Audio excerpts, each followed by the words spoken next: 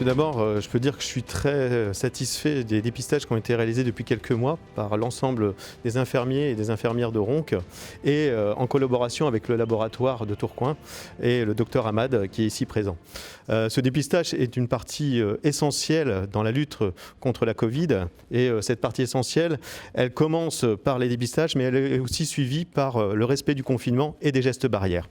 Alors je suis très heureux de les saluer et de les remercier pour ce qu'ils font tous les jours et ici dans cette salle Joël Basse mais aussi dans la ville et dans leur mission quotidienne. On fait ces dépistages parce qu'on est dans une pandémie où on est obligé, le laboratoire a un rôle important pour pouvoir réaliser ces analyses et ces dépistages.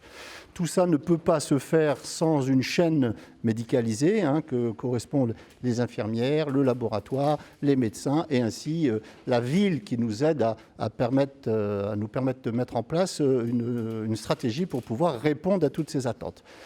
Ce qu'il faut savoir, c'est que la ville de Ronques fait partie des villes qui, dès le départ, ont voulu mettre en place le dépistage très rapidement et grâce au travail des médecins et surtout des infirmières qu'on a surtout ici à Joël Basse et les autres infirmières de la ville, on a mis en place ce dépistage très très tôt. On n'a jamais eu, depuis cette période, depuis le mois de mars, un quelconque déficit dans le dépistage. Ça a été assuré dès le début et ça continue à s'assurer. Et ça fonctionne, j'allais dire, aujourd'hui, on est un peu plus rodé, on est un peu plus organisé et on répond à toutes ces attentes de dépistage. Il faut savoir que les laboratoires fonctionnent les week-ends, on fonctionne la nuit. On fait ça depuis le début. On a embauché plus de 25%, on a augmenté nos capacités de personnel de 25%, on a dû augmenter notre matériel, mais à aucun moment, il n'y a eu le moindre déficit sur la ville de Ronques et les environs. On s'est tout de suite posé la question en disant attention, on va avoir des patients positifs et on va avoir des patients négatifs. Et nous, à domicile, on va de ce fait passer d'une maison à l'autre en ayant des patients positifs et 5 minutes après, des patients négatifs. Donc l'idée nous est très vite venue de faire en fait d'organiser une tournée rien qu'avec des patients positifs. Et c'est comme ça que l'idée nous est venue, donc entre collègues, entre tout infirmier de Ronques.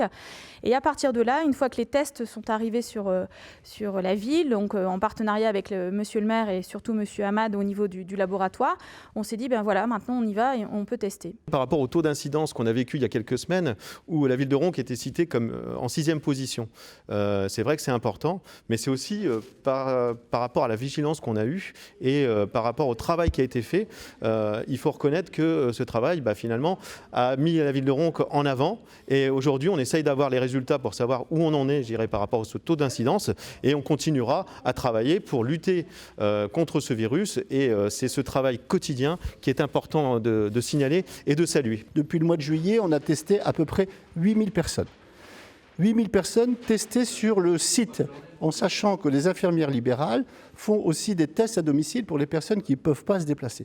Je pense qu'on peut estimer que le nombre de personnes testées à domicile doit se situer entre 1000 et 1500. Donc quand on fait une globalité de tout ça, on est autour des 9000, 9500 personnes testées sur la ville de Ronques. Je tiens à conclure cet entretien par, au début, remercier le laboratoire Biocentre par l'intermédiaire du docteur Hamad et l'ensemble des infirmières et des infirmiers qui réalisent ces tests par l'intermédiaire de Bénédicte Delporte qui est ici présente.